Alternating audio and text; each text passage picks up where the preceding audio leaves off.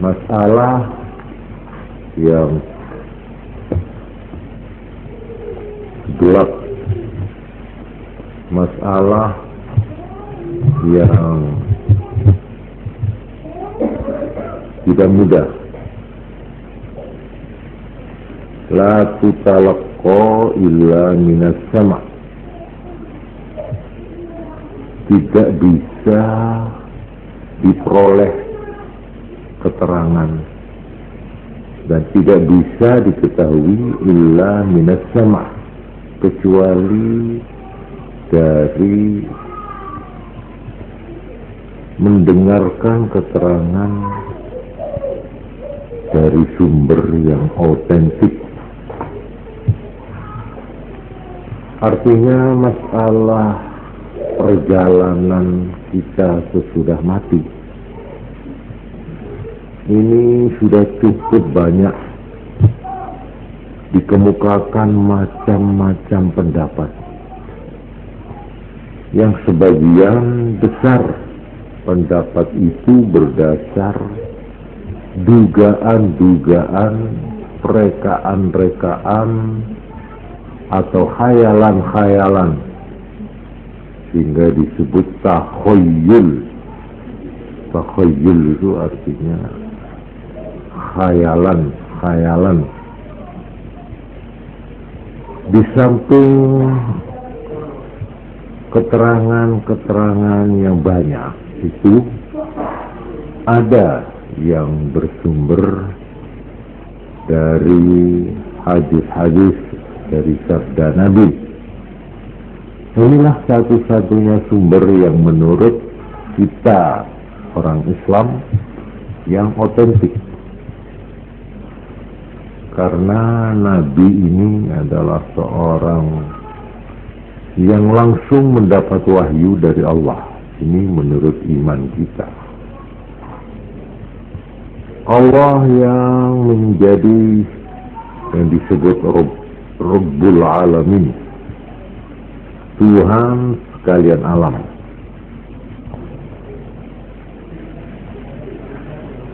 Alam yang ditempuh khususnya oleh manusia, oleh anak manusia, ini ada 4.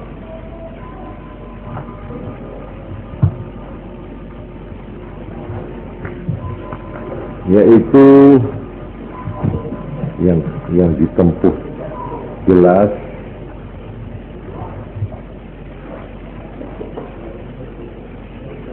inna linnafsi arba'ata daur atau arba'ata dur. Manusia ini menempuh 4 perkampungan atau alam. Kullu darin a'zamu minal lati qablaha. Perkampungan yang kedua atau yang berikutnya itu lebih besar daripada alam atau perkampungan yang pertama.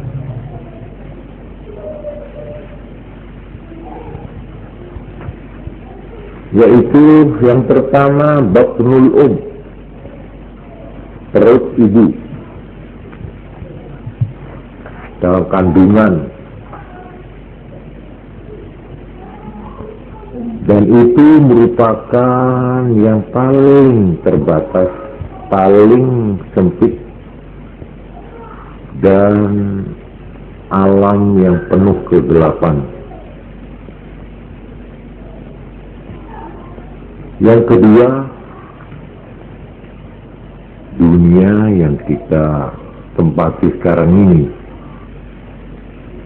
Ini jelas lebih luas daripada alam perut.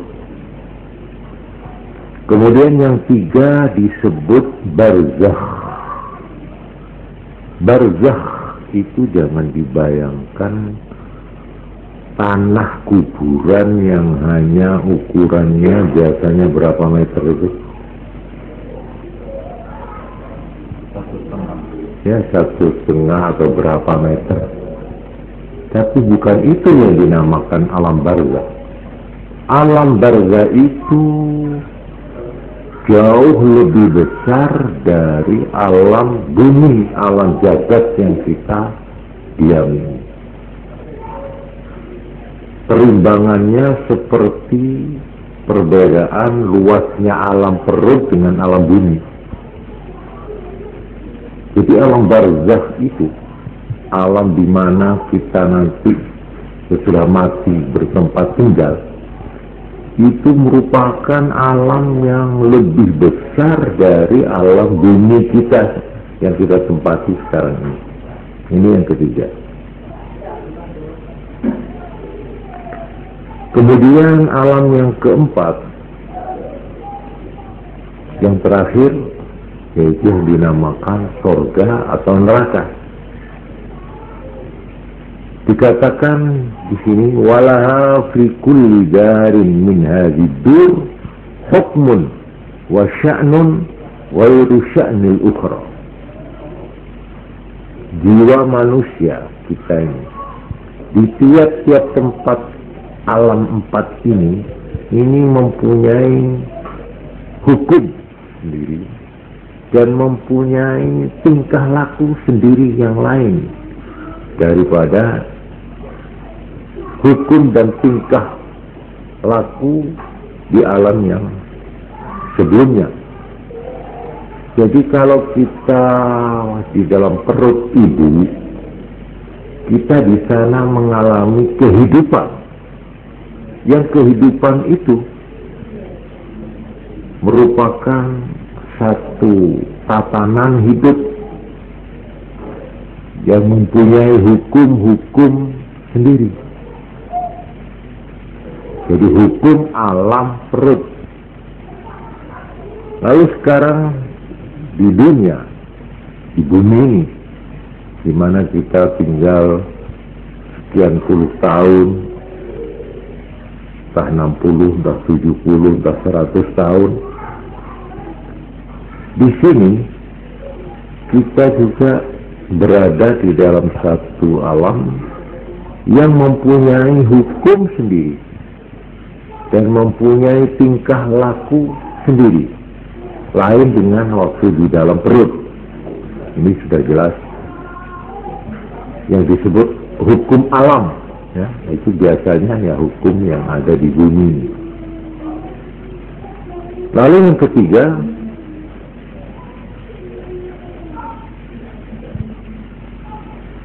alam barzakh. Yang alam barzakh bukan alam kubur, lain. Kalau kuburan itu ya cuma itu. Tapi ini alam barzakh. Jadi orang kalau sudah mati itu memasuki satu alam. Yang alam ini jauh lebih besar dari alam bumi ini, yang namanya alam barzakh. Di sana juga berlaku hukum dan tingkah laku daripada kita yang jauh berbeda dengan waktu kita di sini. Antara lain umpamanya, contohnya, di sana tidak berlaku ukuran-ukuran yang dipakai di bumi ini. Ukuran berat, ukuran panjang, ukuran dekat, ukuran jauh, tidak ada di sana. Sama. Pernah Kanjeng Nabi Muhammad SAW bersabda,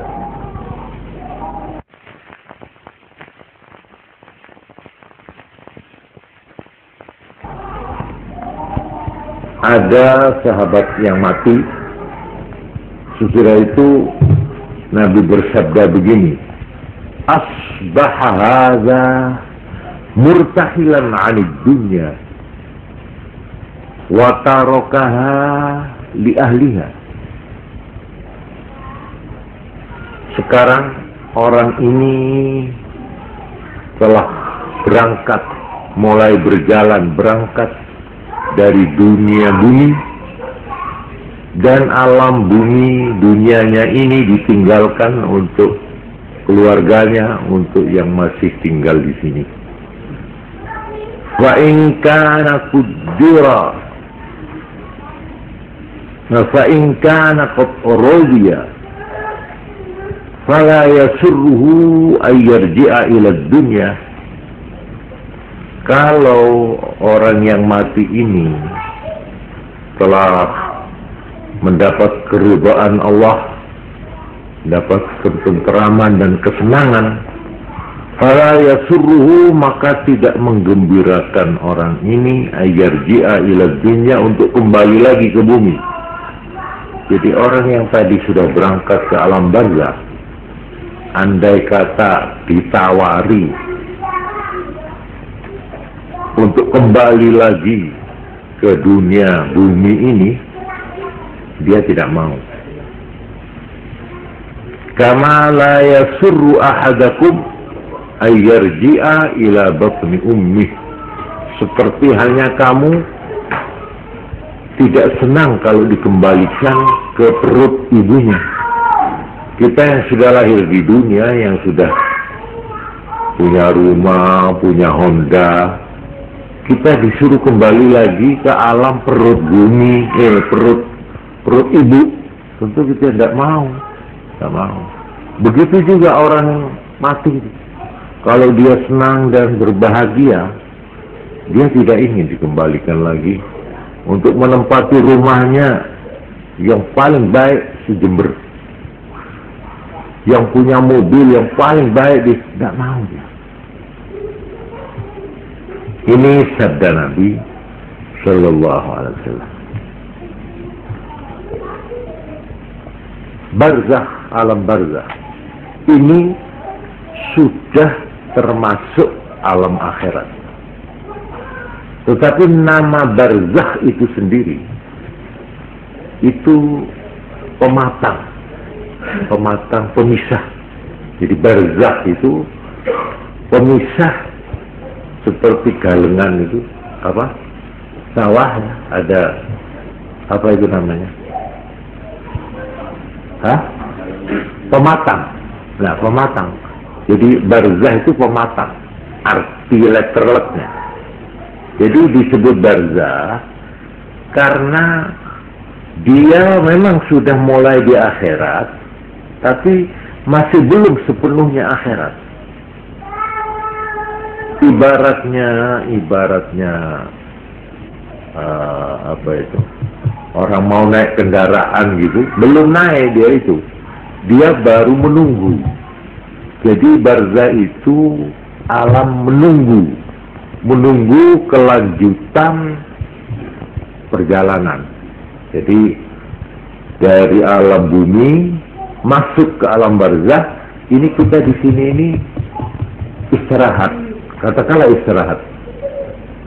Sebab di sini ada hukum sendiri yang berlaku, yang hukum itu tidak berlaku di bumi dan tidak berlaku di akhirat. Tapi sebagian dari hukum akhirat sudah dimulai. Jadi barzakh itu disebut barzakh pematang atau pemisah, untuk menyatakan ada dua kehidupan yang fana, yaitu bumi, dan kehidupan yang abadi, yang kekal, yaitu akhirat. Nah, ini sebabnya disebut alam barzakh, alam pematang.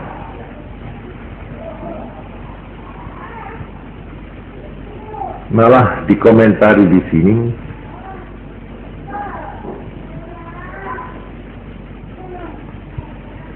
Nabi bersabda begini, Inna masalal mu'min fid dunya kamasalil janin fi batni ummi.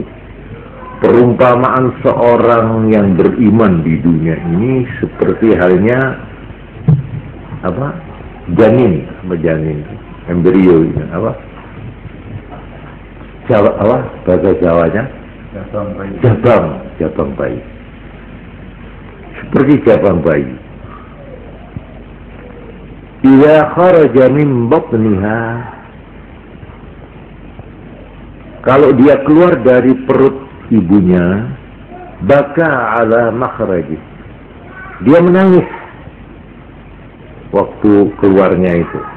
Tapi hatta idza ra'a ad-daw'a wa rada'a, tapi setelah dia melihat cahaya terang dan mulai menyusu dia ke ibunya, lam yuhibba an yarji'a ila makani, dia tidak senang untuk kembali lagi ke perut ibunya. Wa kadzalikal mu'min, demikian juga orang yang beriman, yajza'u minal maut, dia merasa kecewa atau merasa tidak enak karena mati. Dia merasa sedih, merasa tidak enak waktu mati. Tapi fa'iyya afda ila rabbih, tapi kalau dia sudah berhadapan dengan Tuhannya, lam yuhibba ay yarji'a ila dunya, dia tidak senang kembali ke dunia. Kama la yuhibbu al-janin, seperti jabang bayi yang tidak mau ay yarji'a ila batni ummih, kembali ke perut ibunya. Oleh sebab itu, ini yang perlu kita pahami. Badan jasmani yang sudah dikubur itu bukan apa-apa. Bukan apa-apa. Kehujanan kek, kebanjiran kek, ya, atau terbawa atau dipindah tulang belulangnya kek, gitu. Cara Jakarta ini kasih kek gitu, ya. Itu bukan soal.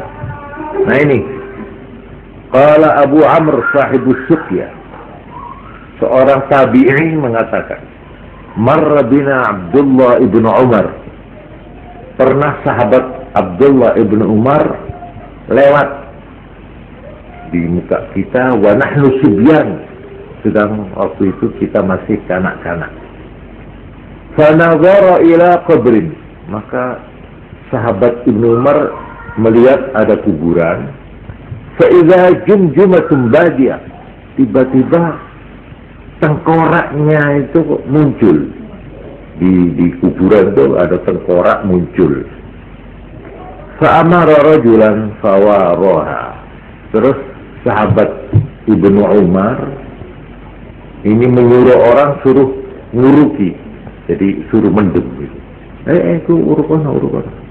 Sumakal, kemudian beliau berkata begini, inna hadhil abdan laisa yadurruha hadha sara, ini badan jasmani ini tidak dipengaruhi, tidak diganggu oleh debu, syai'an sedikit pun, dia tidak apa-apa. Ditindih debu, diuruki lemah, dia ada apa-apa. Wa innamal arwah allati tu'aqab wa tusab, tetapi rohnya lah yang disiksa atau diberi pahala ila yaumil qiyamah, sampai hari kiamat. Malah ada lagi peristiwa untuk lengkapnya. Ada seorang wanita sahabat, Sofiyah bintu Syaibah, dia itu ngelawat ngelayat, ya, ngelayat Asma putri Sayyidina Abu Bakar. Asma itu lain ibu dengan ibu Aisyah, istri Nabi. Sama-sama putrinya Abu Bakar As-Siddiq. Asma ini punya anak, yaitu Abdullah ibn Zubair. Ini dihukum, dipancung, ya, dihukum oleh seorang penguasa yang namanya Hajjaj. Abdullah ibn Umar tadi yu'azziha, berbela sungkawa, melayat melayat ibu Asma bintu Abi Bakar.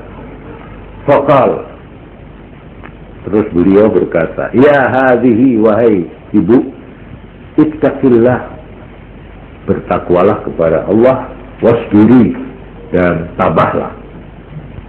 Fa inna hadhil jusad, ini badannya dicincang, ya, anaknya dicincang.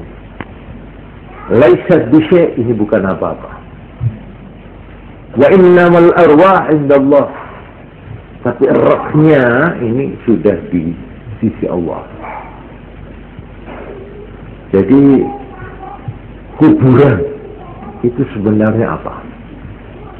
Kuburan itu tempat penitipan badan jasmani. Dan badan jasmani bisa hancur. Apalagi kalau sudah lewat biasanya 2, 3, sampai 7 tahun sudah hancur. Hancur jadi debu, atau masih ada tulang belulang. Baiklah, tapi kenapa kita kok disuruh ke kuburan? Nah, kuburan itu hanya untuk tanda saja. Tanda di mana kita berkomunikasi. Jadi itu hanya sama dengan, ya, tapi kita setiap kali akan berkirim surat harus menaruh di sini. Seperti juga kita mempunyai kotak surat, kalau terima surat ya kita ambil dari situ. Jadi fungsinya kuburan itu seperti itu.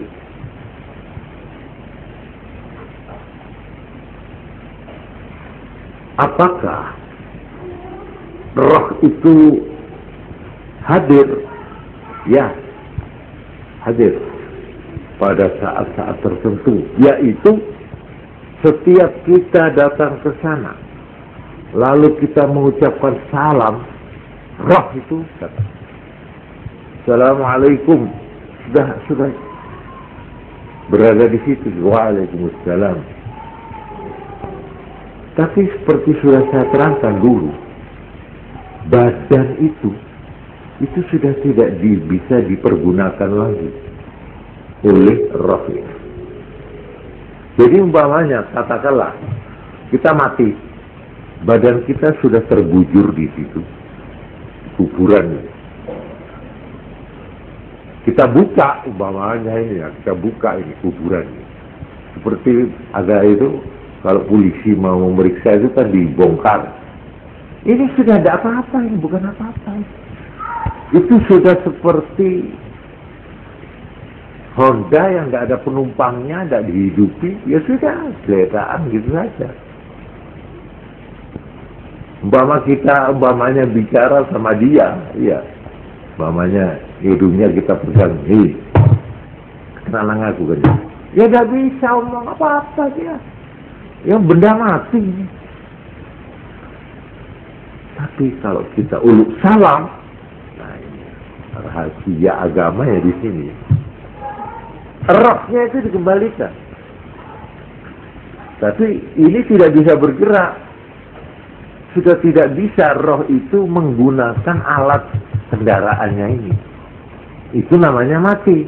Jadi mati itu roh sebagai penggerak tidak bisa menggunakan tubuh atau anggota badan seperti orang lumpuh. Jimpe itu, ya.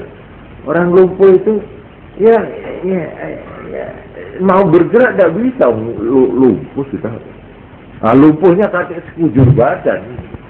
Jadi mulai dari kepala sampai kaki ini sudah lumpuh. Tapi kita belum mati. Tapi kita tidak bisa bergerak apa-apa. Mambu sudah tidak. Kan ada orang punya hidung, mencium tapi sudah tidak berbau apa-apa. Gitu? Orang yang akan mati juga. Mata ini sudah melihat tapi tidak melihat. Gitu?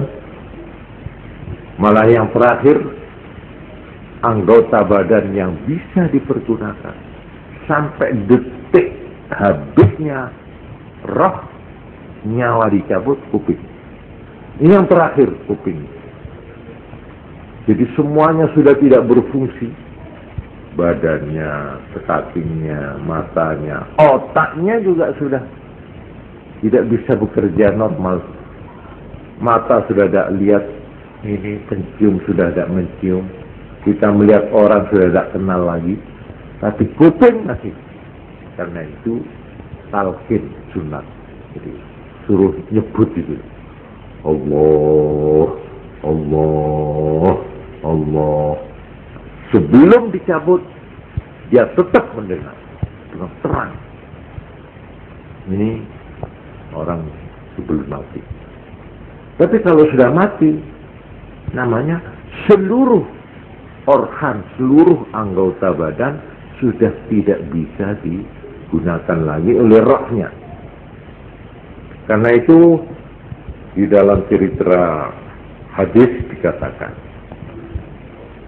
kalau orang mati, waktu diantar, ya, dimandikan, mulai dimandikan, itu roh dikembalikan. Tapi hanya mendekati saja, mendekati dadanya.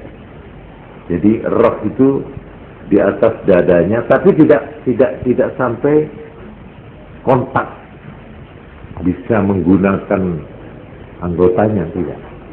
Tapi dia tahu mengikuti terus kemana badan ini bawa, terus dibayangi. Sampai dia mengenal satu persatu siapa yang memandikan dia. Dia tahu siapa sing buntel, bungkus, siapa yang nangis, siapa. Ini tahu. Sebab ini terus mengiringi. Ini belum pergi kemana-mana. Nah, sudah itu dia tahu tubuh ini dimasukkan di kuburan. Nah, kalau ini sudah di kuburan,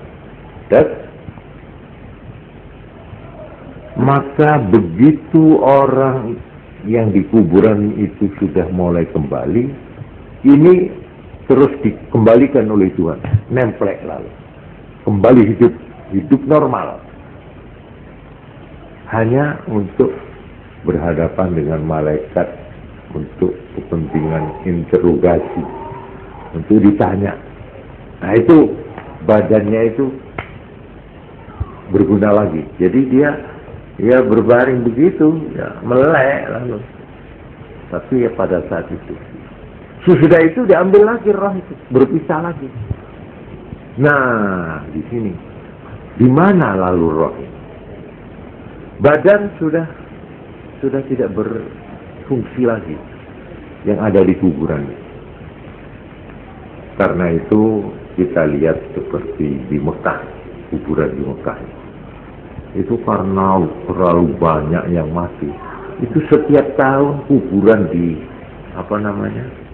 Maklah itu digali. Mana yang sudah tinggal tulang itu disingkirin. Supaya tempat ini bisa ditempati oleh mayit yang baru-baru. Itu tidak apa-apa, tidak soal. Tidak ada pengaruh, sama saja dengan ada Honda rosokan, ya rongsok sudah tidak bisa dihidupi, tidak ada minyaknya, ditaruh geletaan gitu saja. Oleh karena itu, apakah tubuh kita itu disimpan di tanah atau disimpan di dalam perut ikan? Kalau kita mati di kapal, ya kita ini mau dibawa ke mana? Ya dilempar ke laut, toh. Diberi pemberat supaya masuk, toh. Nah coba, lalu di tengah jalan kira-kira ini dimakan ikan pada ini. Ya mungkin dah. Itu bukan soal. Atau tubuh ini lalu dibakar. Seperti orang mana ini? Hindu. Iya dong. Mati sudah gula api. Habis. Ya tidak apa-apa ya. Jadi abu. Jadi abu. Tapi rohnya tidak. Rohnya tidak. Rohnya lain, tempatnya lain. Nah ini yang akan menjadi pertanyaan besar. Di mana roh itu lalu? Roh yang sudah meninggalkan badan yang sudah tinggal jasmani yang sudah tidak berfungsi itu. Inilah Ibnu Umar mengatakan, ittaqi wasbiri fa inna hadhil jusad, bangkai-bangkai ini laisat bisyai, bukan apa-apa. Wa innamal arwahu indallah, rohnya di sisi Allah. Di dalam satu hadis yang lain dikatakan, la tahzani, ibu jangan bersedih, fa innal arwaha indallahi ta'ala, karena roh-roh itu ada di sisi Allah, fis sama, di sana, di langit. Wa innama hadhihi jussah, sedang ini hanyalah bangkai saja. Jadi orang yang dibunuh, orang yang dicincang, yang dipotong-potong, itu tidak menjadi soal. Sampai-sampai orang yang akhirnya jasmaninya itu hancur menjadi tanah, tulang belulangnya sudah habis, itu sampai dikatakan di dalam surat Yasin itu, ya apa itu? Wa hiya ramim kullu fiha alladhi ansha'a awwala marrah. Ya apa sebelumnya? Ya apa itu? Surat Yasin.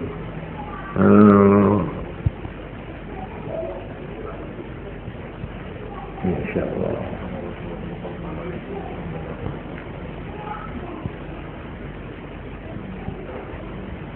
Qul yuhyiha alladhi ansha'a wa hiya ramim, ada itu. Bagaimana Allah akan membangkitkan manusia dengan badannya, padahal badannya sudah menjadi ramim, sudah seperti bubuk, sudah hancur. Dijawab di dalam Quran, qul yuhyiha alladhi ansha'aha awwala marrah. Katakan Muhammad, yang menghidupkan ini ialah Tuhan yang mengadakan ansya, ya apa? Hah? Yuhyihalladzi ansha'aha awwala marrah. Justru yang membuat dulu, yang menciptakan ini, yaitu yang akan mengembalikan. Lo artinya dulu badan ini tidak ada, iya toh? Hanya berupa janin, terus tercipta menjadi kita ini. Loh, kenapa bisa itu? Asalnya tidak ada, hanya sperma saja, terus bertumbuh, akhirnya menjadi janin, terus lahir merupakan bayi. Nah, sedang ini sudah ada tulang, sudah cuma hancur. Dan mengembalikan itu lebih gampang lagi. Jadi artinya, bagaimanapun keadaan jasmani kita selama di kuburan, apakah sudah jadi abu, apakah dimakan ikan hiu, apakah terbakar, apakah di mana saja, itu bukan soal. Besok pada saat dibangkitkan dari alam kubur, diutuhkan kembali oleh Allah. Ini menurut kepercayaan Islam. Biarpun abunya itu dilempar ke laut sana yang sebagian, yang sebagian di Banyuwangi umpamanya ya, sebagian lagi, tetap itu besok akan dikumpulkan lalu dibangkitkan dari alam kubur.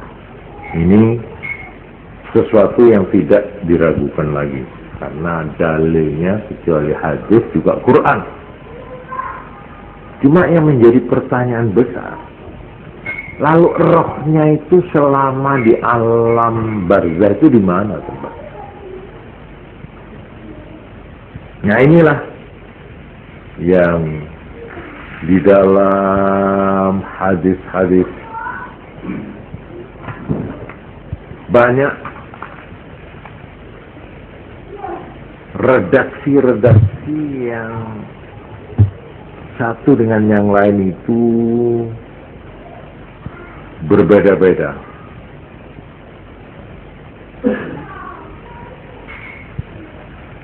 Seperti contohnya begini. Qala Malik bin Anas balaghani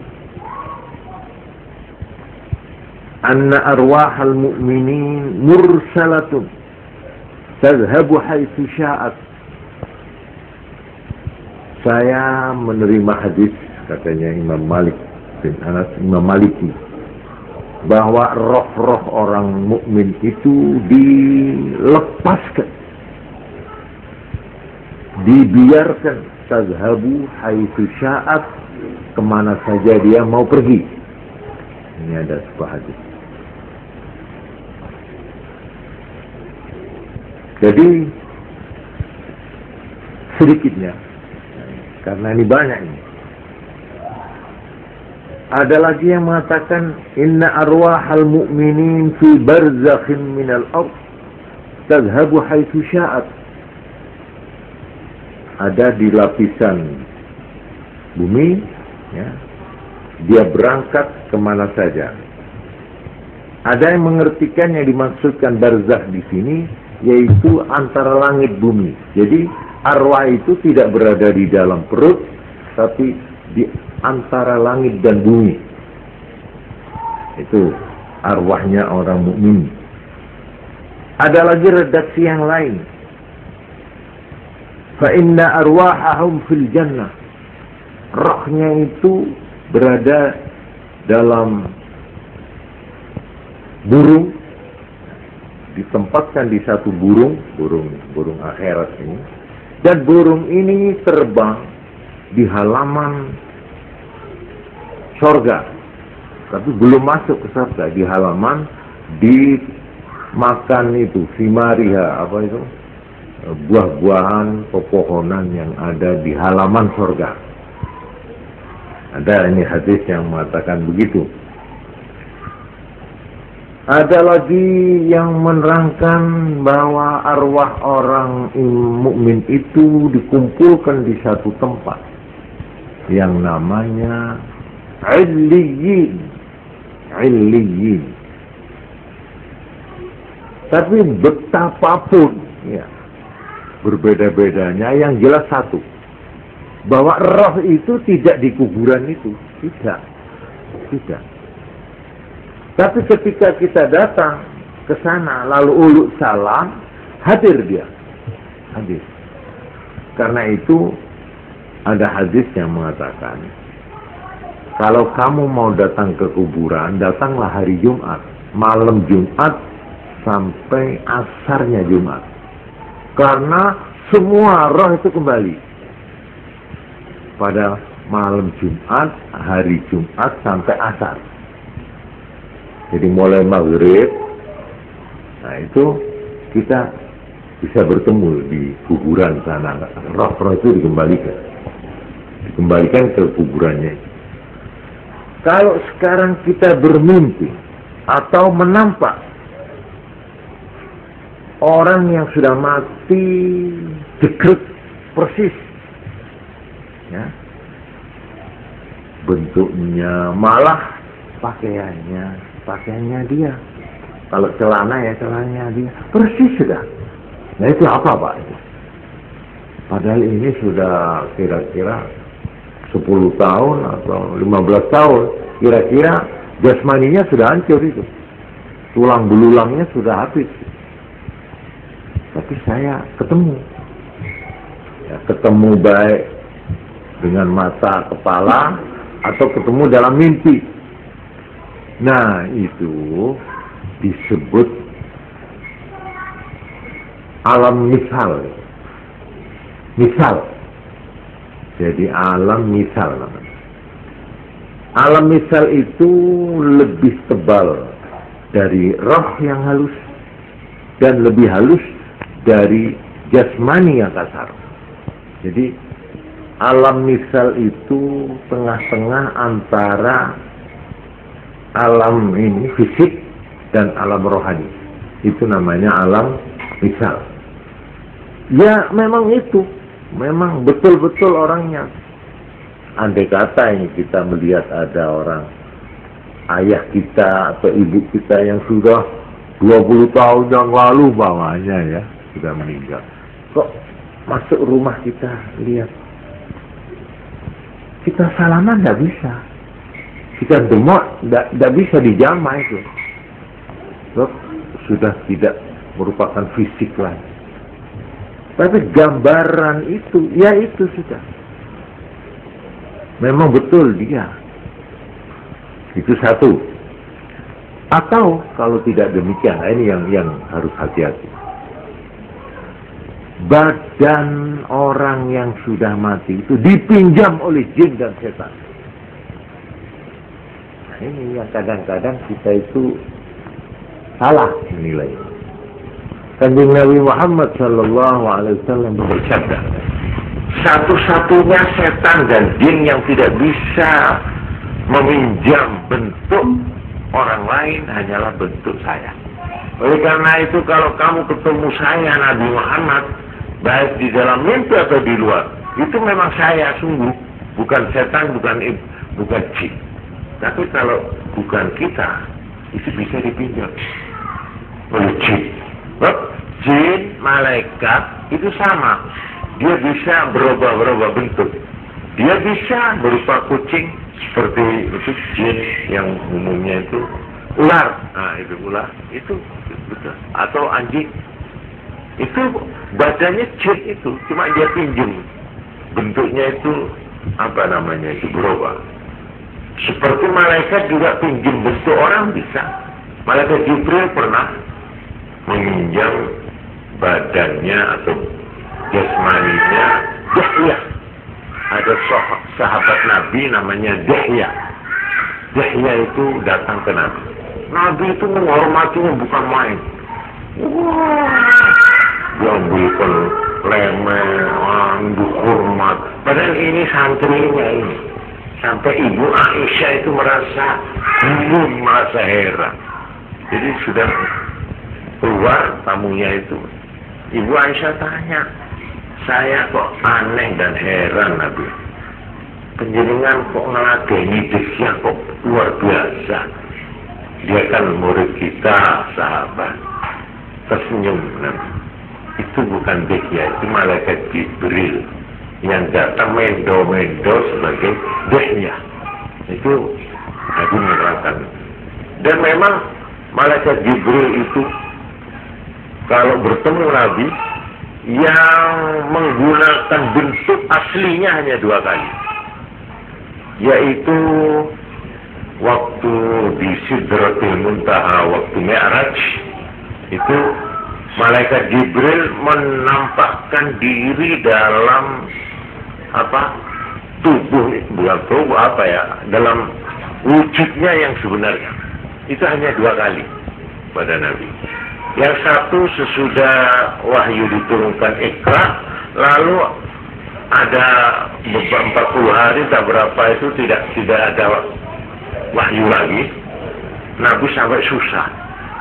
Kalau Nabi jalan-jalan terus melihat di langit, di antara ufuk penuh, mulai ujung sana sampai ujung sana penuh, yaitu malaikat Jibril dalam bentuknya, wujudnya yang asli. Jadi hanya 2 kali. Sedang yang berkali-kali bertemu Nabi itu selalu pinjam bentuk manusia biasa.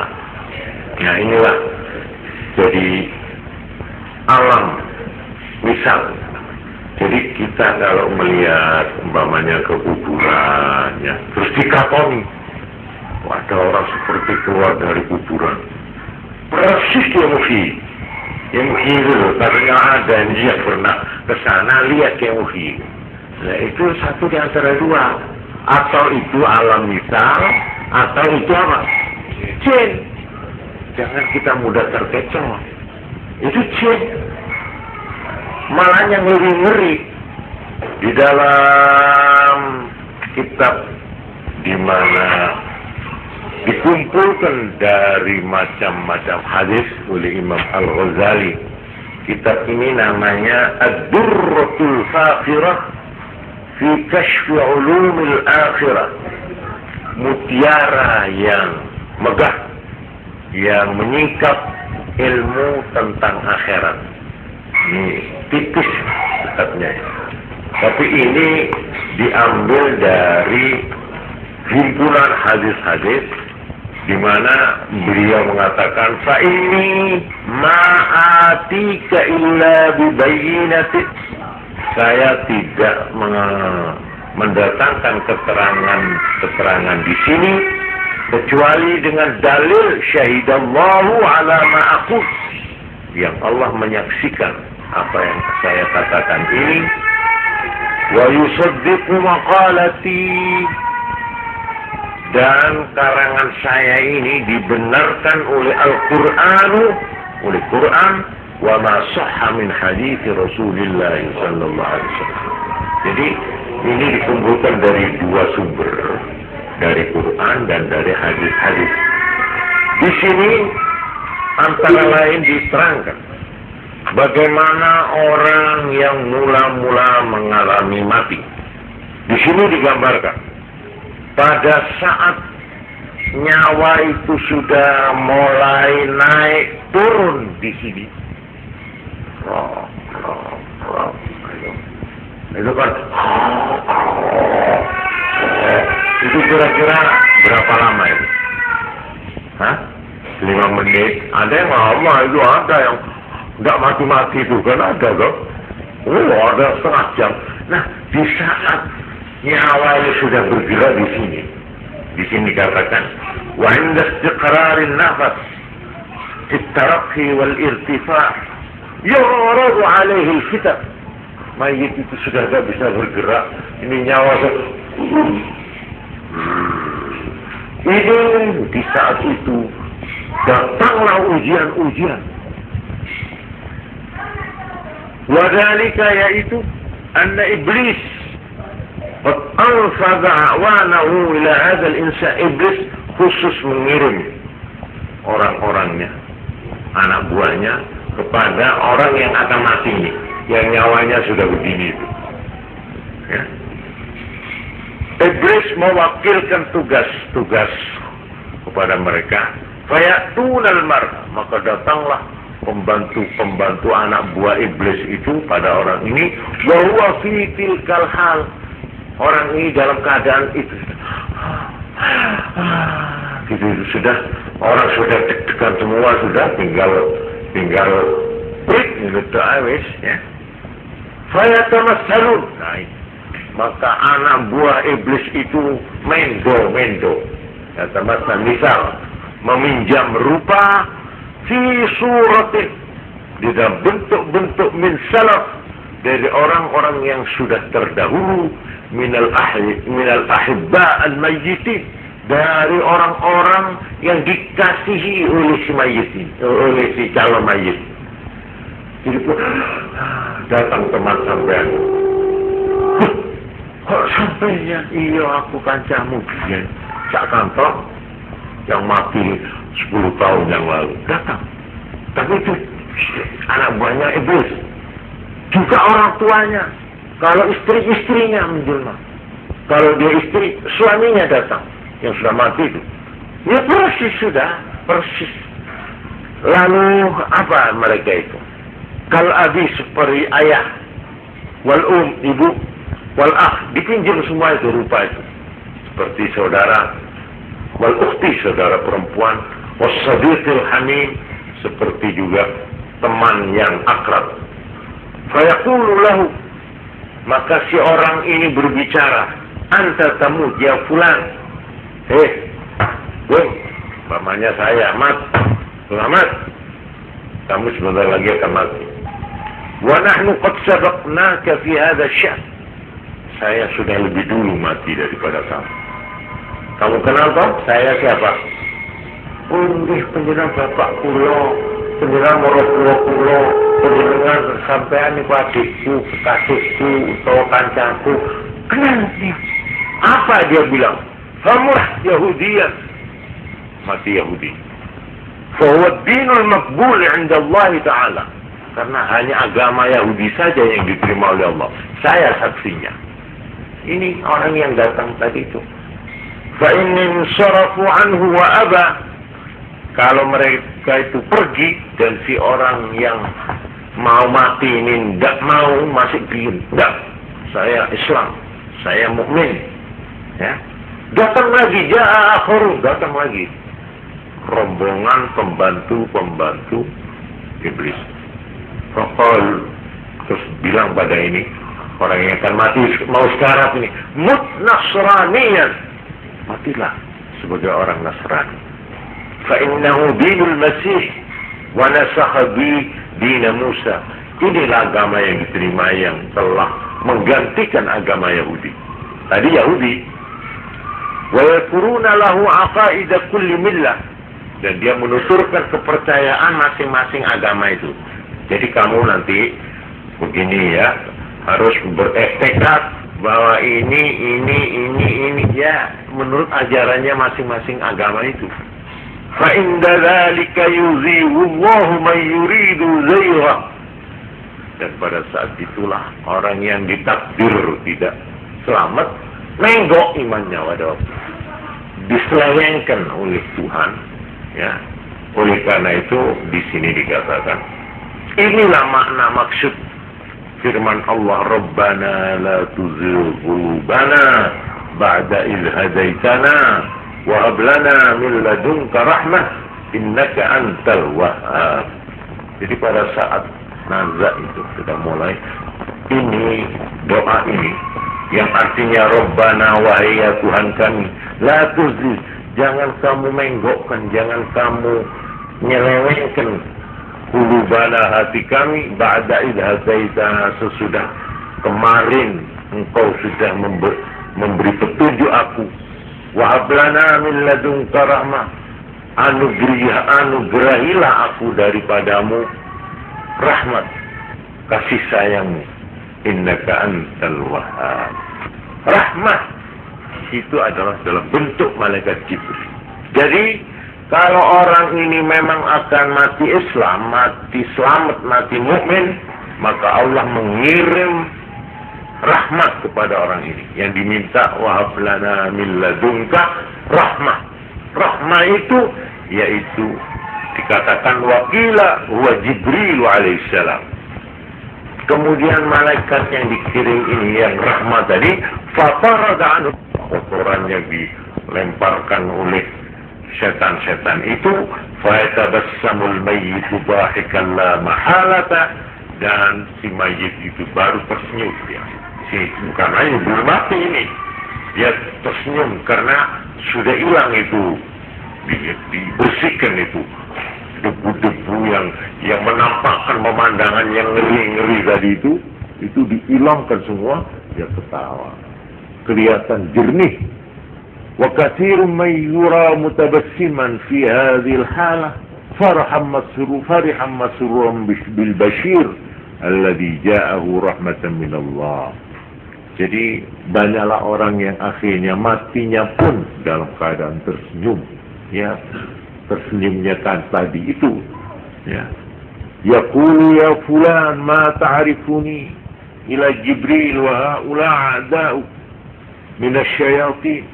Terus ini malaikat Jibril rahmat tadi itu lalu memberi tahu, Bu Ahmad, mamanya ya, saya Ahmad, kamu ya tahu ya, saya inilah Rahman yang kamu minta kalau setiap sembahyang kamu doa, Rabbana la tuzigh qulubana, diterima oleh Allah itu. Wa hab lana min ladunka rahmah, aku inilah rahmah. Kamu belum kenal ya, saya Jibril. Sekarang ikutilah aku ya, kamu jangan ragu, aku malaikat Jibril. Mut ala al-millatil hanifiyyah wasyari'atil muhammadiyah, matilah atas agama yang lurus, syariat Nabi Muhammad sallallahu alaihi wasallam. Kita diajar, kita mengikuti, ya itu saja. Kita hanya mantuk saja. Maka fama syai'un ahabba ila al-insan afrahu minhu bidzalika al-malak. Tidak ada perasaan puas, lega, marem, bebas seperti waktu sudah diajari. Baru sudah itu dicabut. Itu saat beberapa detik itu sudah terjadi perjuangan dan pergulatan hebat. Inilah pertaruhan kita yang terakhir, yang namanya husnul khotimah ya di sini, ya, atau su'ul khotimah, na'udzubillah, ya di sini. Oleh karena itu di saat-saat kita itu menghadapi orang yang akan mati, itu dilarang keras kita itu nangisi dan melolong-lolong, sampai Kanjeng Nabi bersabda, kamu tahu ya, orang yang nangis-nangis, yang melolong-lolong, kamu tahu justru karena tangismu ini dia terganggu, dia pernah ada perjuangan, nangis, aduh, masa ditinggal aku nanti tinggal ya Allah. Justru dia kaget, sukar dia mengatur diri itu. Repot karena diganggu oleh suara tangis ini. Nah, itu karena itu Nabi mengatakan mayit disiksa karena rata tangisnya keluarganya. Karena dia waktu itu menghadapi saat di mana harus ada konsentrasi. Datang setan dalam bentuk ayahnya, gurunya, semua yang kamu cintai yang sudah mati. Sudahlah, jangan Islam itu omong kosong. Muhammad itu tidak benar, bukan Nabi itu. Saya sudah mengalami. Kamu tahu tuh saya siapa? Iya, kamu si A, si B. Nah itu, saya sudah mengalami remuk badanku. Ya karena saya mengaku Islam itulah justru. Karena saya mengaku umat Muhammad, saya dikepuk intek ngamek. Sudahlah, percayalah pada saya. Ragu-ragu dia itu berjuang. Nah di saat itu kita nangis, bingung dia ini, bingung dia. Jangan ditangisi, justru pada saat baca Yasin. Nah, iqra'u ala mautakum, iqra'u Yasin ala mautakum. Orang yang akan mati bacakan Yasin.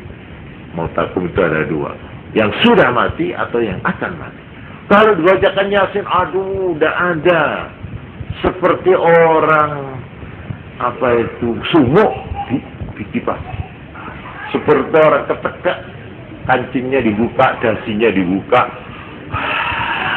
Alhamdulillah. Betul. Ini ada tetangga di Tulungagung. Orang yang sudah pokoknya gak kenal salah, gak kenal. Tapi dia orang Islam, iman.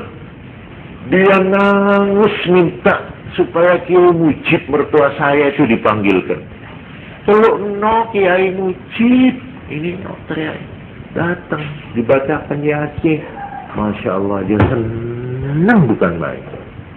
Kalau sampean ada orang mau mati itu sampean ambilkan TV suruh nonton, malah dia kiamat dia. Iya, sampean undangkan band waktu itu. Dikitar teng bamanya. Nggak senang. Padahal justru itu yang paling disenangi waktu dia sehat. Katakanlah wanita yang akan mati, ambilkan berlian yang gedenya sak kobokan, kasihkan dia pada saat itu. Dia jerit. Itu merupakan api itu. Ya, panas. Semua harta benda apa lagi yang tidak dizakati, panasnya bukan main. Karena itu orang yang hampir mati, ada itu yang merasakan panasnya itu sampai dia buru-buru. Iku padiku sidi anu, barangku sih temen hakim dandan. Iku selekku sidi anu, itu suruh obrak, suruh sedekah. Tapi bareng sedekah anu, mati. Gelo deh, wah. Gelo. Tapi waktu ditanya apa sampai, kok panas tuh, si patok-patok koyok sesuatu yang mengganggu perjalanan saya. Nah itulah, ini pengalaman begini ini. Ya, supaya kita itu mau mendengarkan kan gitu maunya. Lah kalau kita ada nonsen, ya sudah ada apa-apa. Nanti saja tunggu tanggal mainnya. Lah ini itu aja. Kan tidak lama atau apa sih? Nanti sebentar aja kita lihat keterangan agamamu ini keterangan hadis nabimu ini, keterangan firman Qur'anmu ini, buktikan saja nanti kalau sudah akan mati. Di sana kamu akan menyesal yang sesal tidak ada kesudahannya.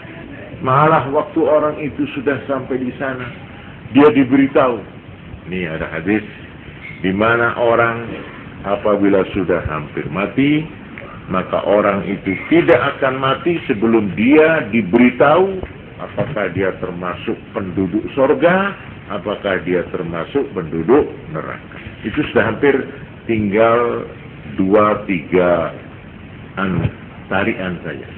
Kelihatan itu. Kalau dia lihat surga, dia gembira. Terus dia senang kelihatan.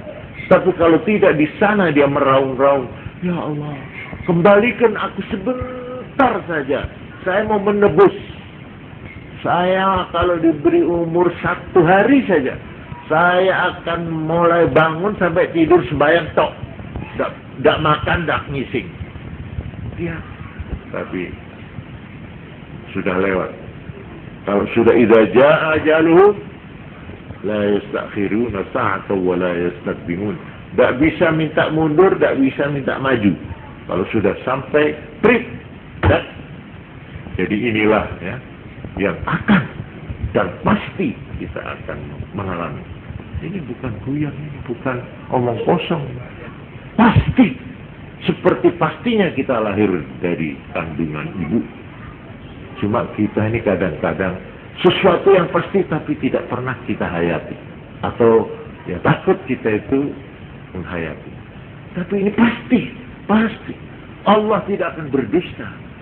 Rasulullah tidak akan berbohong. Pasti. Ya kalau masuk bui, orang berdosa ya. Nah, saya berdosa tapi selamat dari tangkapan polisi. Gitu? Bisa saya itu nggak sampai masuk penjara. Tapi kalau soal mati ini gak ada yang bebas. Semua tanpa kecuali. Disinilah orang yang tebal imannya, sekalipun masih jauh, tapi dia sudah siap-siap. Nah ini tergantung tebal iman itu di sini. Ya. Sebab iman itu mempercayai sesuatu yang masih belum ada, yang tidak kelihatan. Kalau seorang pedagang yakin, menurut berita dan menurut di Singapura harga barangmu ini sekian juta, kamu akan dapat 5 juta. Apapun dalam perjalanan ini yang akan ditempuh, biar dia kejebur kali, kejebur laut, dilakukan, ya kan? Susah payah dalam perjalanan, sebab saya iman yakin bahwa saya nanti sampai di Singapura akan mendapat keuntungan berapa? 5 juta. Begitu juga orang yang beribadat, yang betul-betul iman kepada Allah, iman kepada Rasul. Biar saya kangelan, biar saya ngempet, biar saya begini, saya lakoni. Sebab saya yakin saya nanti akan dapat. Kira-kira begitulah perumpamaannya itu. Ya. Karena itu jangan mengira ini bukan saya, karena saya sudah terlanjur tua. Ya. Yang muda-muda jangan mengira, saya toh masih lama. Jangan. Umur manusia ini apa diketahui kan? Tidak ada yang tahu. Ada yang belum kawin, belum apa, mati ketubur. Ya Pak? Ada yang sudah tua, wah gilirane mesti ini urute sing sepuh dhisik. Malah adike sing mbak, sing buncit sing mati dhisik. Ya ini menurut saya ya seperti Kiai Ghafir ini ya. Ini Kiai Ghafir ini yang pertama. Yang mendahului itu adik-adiknya semua. Nah ini ada yang begitu. Jadi soal mati itu jangan dianggap perkara yang bisa ditentukan waktunya, gitu. Nah inilah. Jadi pada saat yang demikian ini, di saat yang disebut menghadapi nazak, tapi yang tidak, ini ada hadis. An Abdurrahman ibni Ka'ab ibni Malik. Qala lamma hadarat Ka'ban al-wafat, ada sahabat namanya Ka'ab ibnu Malik. Pada waktu akan meninggal, atatu Ummu Bishr bintil Bara, datang seorang ibu saudaranya masih perempuan datang. Loh, Abdurrahman, kamu Ka'ab, Ya Aba Abdurrahman, ini sudah begini itu loh, diguyoni, bukan guyon, ya bicara santai, begini. Tolong, illa kita fulanan faqara'ahu minni salam. Nanti kalau ketemu si A ya, sampaikan salam saya. Si A itu sudah meninggal. Faqara'ahu minni salam. Faqal, yaghfirullah lak ya Umma Bishr, nahnu ashghalu min dhalik. Maaf, Mubasyar. Iya, tapi jangan begitulah. Saya sekarang ini tengah ribut ini. Masih sadar ya. Saya ini masih ketungkul oleh yang saya hadapi. Begitu beratnya itu. Tapi nanti saya sampaikan salammu itu. Jadi ada orang mau pergi ke Eropa, punya kenalan di Eropa, sampaikan salam saya kepada si A. Ini juga begitu, mau pergi ke alam barzah, dia punya kenalan sudah lama mati, dia minta titip salam ya, nanti salam saya kepada si A. Ini artinya orang yang akan masuk ke alam barzah dalam arti yang baik, yang sudah lulus dari ujian sebentar tadi itu, ya, itu perjuangan yang menentukan apa tuh? Selamat ya selamat ya waktu itu. Itu yang dikatakan man kana akhir kalamihi la ilaha illallah dakhala al-jannah. Mbok dosa kaya apa arek iki selama hidupnya.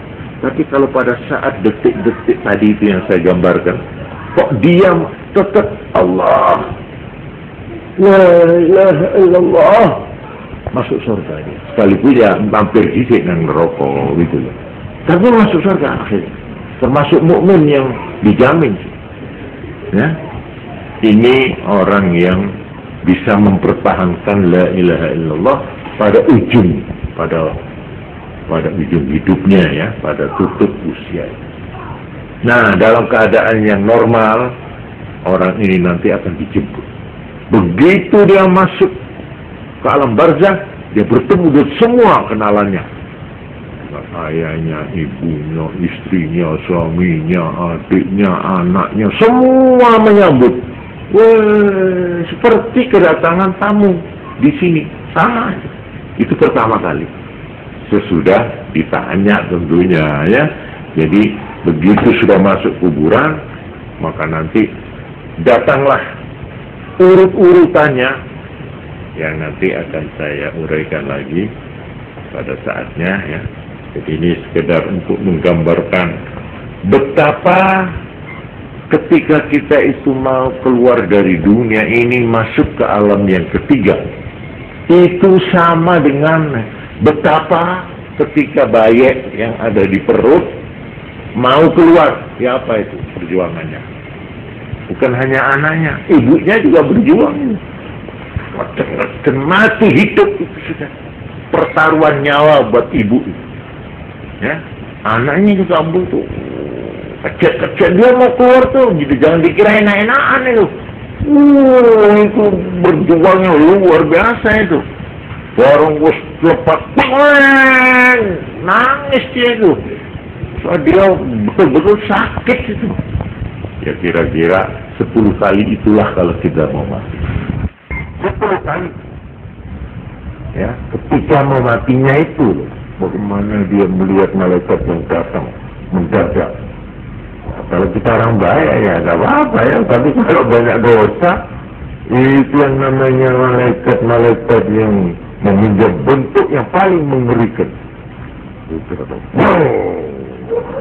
Kita mau lari gak bisa. Yang tubuh kita sudah lumpuh. Cuma wah, hambaan, apalagi kalau hambaan sudah tumbuh di sini, nggak bisa ngomong, nggak bisa apa sih. Kalau sudah numpuk di dada, nggak bisa. Nah di situ masih ingat kapan? Enggak, pada Allah. Di saat dia sudah open, seluruh nyawa sudah di sini, hambaan. Masih ingat enggak? Nah itu orang yang betul-betul berhasil mempertahankan kalimat tauhid, kalimat syahadat. Jadi inilah bagian dulu nanti bagaimana dia mula-mula masuk kubur, prosesnya ya, atau prosedurnya bagaimana. Jadi masuk terus bagaimana. Ini masalah tidak bisa diterangkan hanya berdasar kira-kira atau berdasar penyelidikan pun nggak bisa. Nggak bisa dengan penyelidikan dari mana jalannya. Kalau tidak dari sumber yang kita percaya, tidak bisa soalnya. Karena itu kalau hadisnya itu sudah sahih, sudah baik, kita terima, wajib. Wajib ini namanya pertaruhan iman itu di sini. Kalau sudah Quran mengatakan, kita jangan tanya lagi. Sami'ana wa ata'na, kami mendengar dan kami taat. Itu sikap, jangan tanya lagi. Loh, kok begitu? Kok begitu? Jangan. Kalau ada pertanyaan pada hal-hal yang langsung dari Tuhan, itu berarti iman kita ya berkurang sebanyak pertanyaan kita. Tuhan Maha Esa, Maha Anu, kenapa kok Maha Esa? Kenapa kok tidak Maha Dua? Bapaknya ya. Itu kan sebanyak pertanyaan, sebanyak itu juga keraguan, iya bang? Kalau kita tidak ragu, buat apa tanya? Ngalor. Apa ngalor? Yang peteng-peteng. Nah, itu kan berarti kita ragu. Makin banyak kita berkata, enggak loh, aku kok dikontrol hujan, kok anu, itu kan sebanyak itu juga rasa enggan kita, iya dong? Jadi orang bertanya itu dalam soal-soal agama yang sudah fit, yang sudah apa itu namanya, sudah apa namanya, sudah pasti jelas, itu imannya menunjukkan ragunya. Tapi kalau untuk mengerti hikmah itu boleh. Tapi kalau menanyakan masalahnya nggak boleh lagi.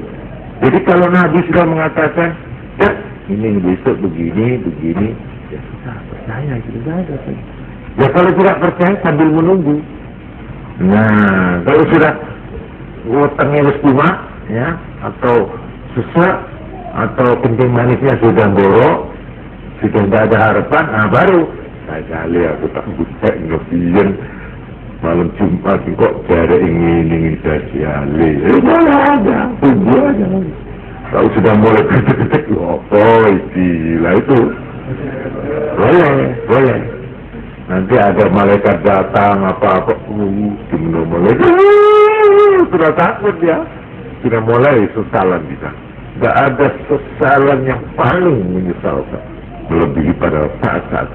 Kenapa saya dulu enggak begini? Kenapa dulu enggak zakat? Kenapa enggak puasa? Kenapa enggak salat?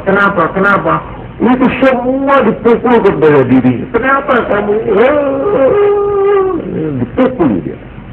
Memukuli badannya sendiri. Arah hati. Tapi sudah terlambat.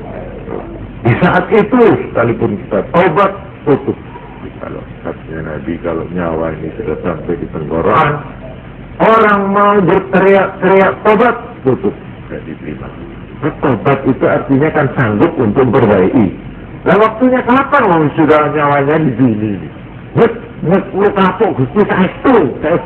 Kapok ya apa? Gue bagian perbaiki, apa? Sekarang gak menit. Jadi sekarang itu persis. Nah karena itu tidak ada keinginan, doa, harapan yang paling memelas dari seorang mukmin kecuali mohon petunjuk pada saat-saat menutup usia. Kita menangis kepada Allah, ya Allah, betapapun aku menyeleweng sekarang ya Allah, tapi berilah aku husnul khatimah, mati sebagai hamba-Mu yang mukmin. Betapapun aku berdosa, aku akui ya Allah, tapi aku mohon satu, biarlah aku melarat, biarlah aku ini satu. Berilah aku petunjuk, itu perbanyak Rabbana la tuzigh qulubana, itu kurikulum, itu Quran, itu perbanyak sunat. Insyaallah kalau kita perbanyak doa itu, insyaallah pada saat diperlukan doa itu, kita doa sudah termaafkan.